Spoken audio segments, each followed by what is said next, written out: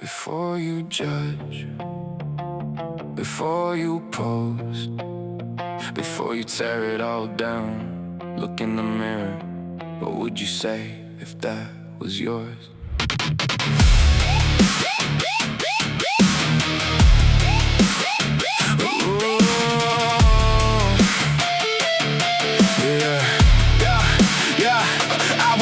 Lost in the cage of a mind that couldn't cope, tracing back the wreckage just to find a little hope. It started with the trauma, yeah, a nightmare in the sheets. Rewired my nervous system just to survive on the streets. They say the brain adapts, but it learns the wrong way to fight, flipping on the darkness just to simulate the light. I struggle with my image, struggle with the way I feel, trying to find the control that I know was never real. It's a pattern of the broken symptoms of the unseen, living in the static, yeah, I'm caught up in the machine. You see the behavior, you label the flaw, but you never saw the predator, you never saw the claw. You're looking at the surface, never looking at the root. While you're busy with the hatred, we're the ones paying the low. What would you say if that was your own son? What would you do when the damage is done? If that was your blood, would you still tear it down? Or would you help them stand up on the concrete ground? It's not a joke, it's not a game, it's a war for the soul.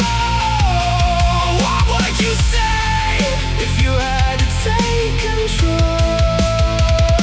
So I went down the road, drugs, anger, and the chaos, trying to feel nothing while the world just played us. I watched the pattern, saw the victims being pushed aside by the same fucking hypocrites who claim they're on their side. So I pushed the line, man, I pushed it to the edge. Watched you throw stones from the comfort of your ledge. You thought it was a comedy, you thought it was a skit. You never saw the survival in the middle of the shit. Words are just bullets and you're pulling on the trigger, trying to make yourself feel better, trying to feel bigger.